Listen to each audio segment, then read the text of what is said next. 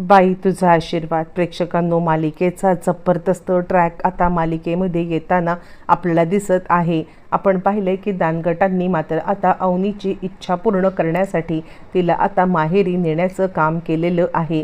आणि या सगळ्यामध्ये ज्या वेळेला तिला आता माहेरी नेण्यात येत आहे त्याच वेळेला मात्र आता अवनीच्या सोबत जे काही देशमाने कुटुंब वागतंय आणि त्यामुळे मात्र आता सगळे दांडगट पेटून उठलेत. आणि त्याच वेळेला दानगटांचा खूप मोठा अपमान मात्र आता इकडे केलेला आहे देशमान्यांनी. आणि याच अपमानाचा मात्र आता बदला घेत अशा पद्धतीने इकड्या गोष्टी आता घडणार आहेत की अवनीने डायरेक्ट आपल्या अधिकारांचा वापर केला आणि कोर्टाची नोटीस देत मात्र आता आपले अधिकार या सगळ्यामध्ये मागून घेतलेले आहेत. आता अवनीचे अधिकार म्हणजे काय तर आता या सगळ्यामध्ये अवनीला मात्र आता म्हणजे तिच्या नावावरती असलेली प्रॉपर्टी मिळणार आहे. हो प्रेक्षकांनो, जी आता प्रॉपर्टी खरं तर देशमान्यांची वडिलोपार्जित आहे, जी ऑलरेडी अवनीच्या नावावरती आहे. आता या सगळ्यामुळे मात्र आता अवनीने या आपल्या ह्यांचा अपमान करणाऱ्या देशमान्यांना धडा शिकवण्यासाठी मात्र आता हा सगळा प्रकार केलेला आहे. देशमान्यांना धडा शिकवण्यासाठी तिने आता आपली प्रॉपर्टी काढून घेत दानगटांच्या नावावरती करत दानगटांना अचानकपणे धनलाभ झालाय. पण हे सगळं कसं घडलंय, काय प्रॉपर्टी अवनीच्या नावावरती होती, सगळं सविस्तरपणे पाहू. आता धोंडी तात्या इकडे अवनीची माफी मागतायत. माफ कर सोनबाई, तू माझ्यावरती इतका विश्वास ठेवलास पण मी तुझा विश्वासघात करणार होतो, मला खरंच माफ कर. म्हणजे या सगळ्यामध्ये तू आता माझ्या बाबतीत जे काही करतेस ना, मला खरंच या सगळ्याची खूप लाज वाटत आहे. म्हणजे काहीही झालं तरीसुद्धा मी या सगळ्यामध्ये तुझा आता खूप मोठा दोषी आहे. आणि त्यावरती अवनी म्हणते, अण्णा अहो काय झालंय, तुम्ही आता मला काहीतरी नीट सांगाल का, मला कसं कळणार की तुम्ही या सगळ्यामध्ये कशाबद्दल बोलताय, काय बोलताय. आणि त्यावरती ते सांगायला लागतात, काही नाही, मला आता मुद्दामच माझ्या मित्रांनी दारू आता आणून दिली होती आणि दारू आणून देऊन आता या सगळ्यामध्ये मला त्यांनी पुन्हा एकदा भुलवण्याचा प्रयत्न केला, पण मी ती दारू नाही घेतली, मी फेकून दिली. यावरती ते म्हणते, अण्णा माझा तुमच्यावरती विश्वास आहे, काहीही झालं तरी तुम्ही माझा विश्वासघात करणार नाही याची मला पूर्णपणे खात्री आहे. असं म्हटल्यावरती मात्र आता लगेचच इकडे देशमाने म्हणजे आता अवनी सांगायला लागते. आणि त्यानंतर रक्षाबंधनचा दिवस उजाडलाय. रक्षाबंधनचा दिवस आता उजाडल्यावरती इकडे आता अवनी या सगळ्यामध्ये लगेचच मात्र आता सांगत आहे, रडत आहे. ती रडत बसलेली असताना तिकडे आता आलेले आहेत धोंडी अण्णा. आणि अवनीला रडताना बघून त्यांना असं वाटतं की राजाने काहीतरी अवनीला वाईट साईड बोललाय आणि म्हणून अवनी या सगळ्यामध्ये मात्र आता म्हणजे अस्वस्थ आहे. आणि त्याचमुळे ते आता लगेचच त्याला सांगायला लागतायत की काय केलंस हे सगळं तू. असं म्हटल्यावरती मात्र आता राजा सांगायला लागतो, मी काहीही केलेलं नाही आहे, तुम्ही उगाचच माझ्यावरती का चिडताय, मी खरंच काही केलेलं नाही आहे. आणि त्यावरती ते सांगतात, मग सुनबाई का रडते, सुनबाईला कुणी रडवले, तूच रडवलेस ना. यावरती मात्र आता लगेचच सांगायला लागतोय तो म्हणजे तो राजा सांगतोय, नाही मी कुणालाही रडवलेलं नाही आहे, मी खरंच काही केलेलं नाही आहे, अण्णा माझ्यावरती विश्वास ठेवा. असं म्हटल्यावरती मात्र आता लगेचच इकडे ती सांगायला लागते, नाही अण्णा अहो तुम्ही उगाचच गैरसमज करून घेतलाय, त्यांनी खरंच काही नाही केलेलं आहे. असं म्हटल्यावरती मात्र आता ती सांगायला लागते, मग झालंय तरी काय.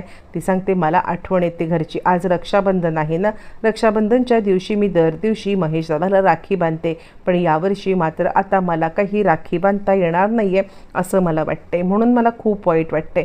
आणि असं म्हटल्यावरती मात्र आता लगेचच इकडे सांगायला लागते, धोंडी अण्णा ते काही नाही आहे, असं असेल तर चला आत्ताच्या आत्ता सुनबाई आपण आता तुमच्या माहेरी जायचं आहे. आणि त्यावरती अवनी आता सांगायला लागते, अण्णा नको, मी नाही तिकडे येणार, ती लोक तुमचा आता अपमान करतील. आणि त्यावरती धोंडी अण्णा सांगायला लागतात, आपण काय अपमानाला भीतोय काय, आपण त्यांना बरोबर रीतीने तुमची राखी बांधून घेऊ आणि बाहेरच्या बाहेर परत येऊ.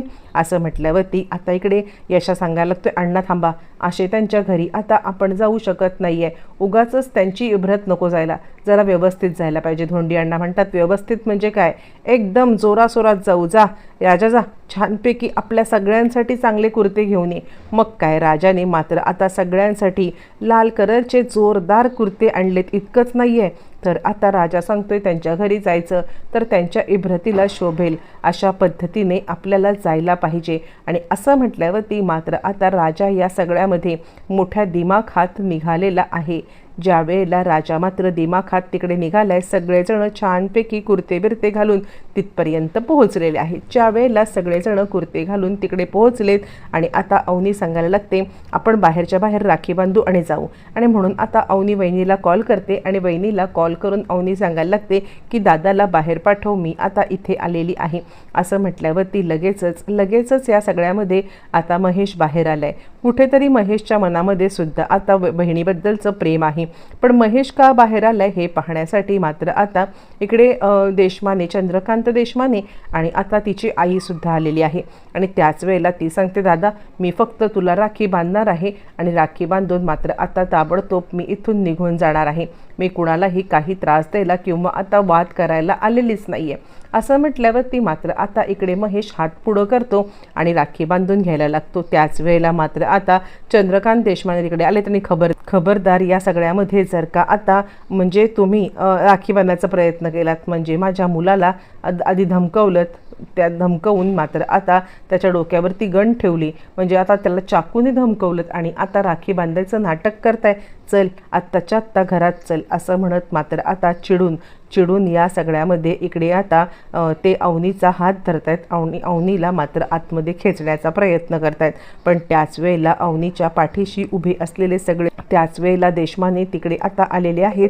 आणि आता इकडे देशमानेंनी हात पकडल्यावरती दानगटांनी तो हात धरलाय.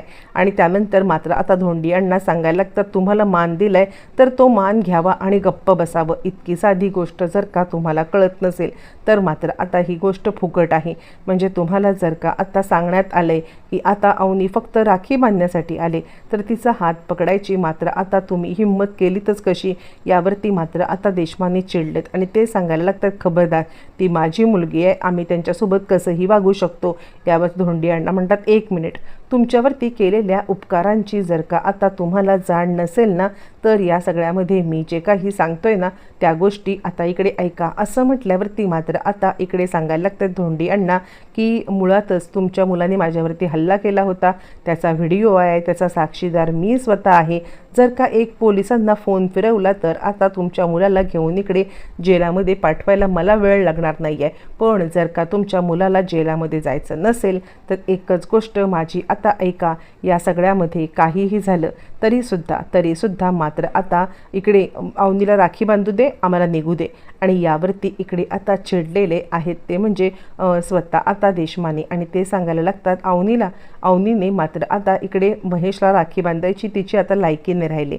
कसं आहे ना काही झालं तरीसुद्धा ती जोपर्यंत इकडे आता चंद्रकांत देशमानेंची मुलगी होती तोपर्यंत ठीक होतं, ती त्याची बहीण होती. दानगटांची सून कधी माझ्या मुलाची बहीण असू शकत नाही. दानगटांची तुमची आता काय लायकी आहे असं म्हणत मात्र आता या सगळ्यामध्ये लायकी काढल्यावरती अवनीला खूप वाईट वाटलेलं आहे. अवनी आता चांगलीच चिडले आणि 1 मिनिट, माझ्या सासरच्यांकडची आता लायकी काढायची तुम्हाला काही गरज नाही आहे. आत्तापर्यंत मी तुम्हाला माझी माणसं समजत होते पण आज मात्र मला समजलंय माझी माणसं कोण आहेत आणि परकी कोण आहेत. ज्या माणसांचं माझं काही रक्ताचं सुद्धा नातं नाही आहे त्या माणसांनी मात्र आता आम्हाला या सगळ्यामध्ये इकडे म्हणजे माझं मानलं आणि ज्या माणसांशी माझं रक्ताचं नातं आहे त्या लोकांनी मात्र आता काही झालं तरी मला एका क्षणार्धात परक करून टाकलेलं आहे.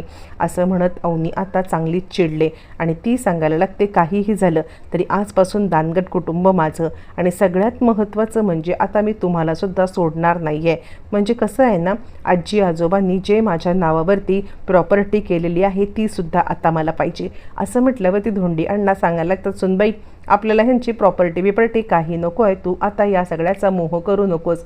यावरती ती सांगायला की नाही अण्णा प्रॉपर्टीचा प्रश्नच नाही आहे, पण आता यांना जर का यांची हे दाखवायची असेल मग मात्र मला आता या सगळ्यामध्ये प्रॉपर्टी घ्यावीच लागेल. अवनीने ताबडतोब वकिलांना मात्र आता या सगळ्यामध्ये इकडे प्रॉपर्टीचे पेपर आणलेत कारण आता अवनीच्या आजी आजोबांनी तिच्या नावावरती केलेली प्रॉपर्टी ही मात्र आता अर्धी प्रॉपर्टी जवळजवळ तिच्या नावावरती आहे. एका झटक्यात मात्र आता दानगट कुटुंब श्रीमंत झालेलं आहे आणि आता अवनीची प्रॉपर्टी अवनीने क्लेम केलेली आहे. देशमान्यांच्या पायाखालची जमीन हादरली. अवनी कधी असं काहीतरी विचार करू शकते किंवा आता आपल्याला प्रॉपर्टीवरती हिस्सा सांगू शकते ही अजिबात कल्पना नसलेली देशमाने मात्र आता या सगळ्यामध्ये अवनीने प्रॉपर्टी मागितल्या कारणाने पूर्णपणे हादरून गेलेले आहेत.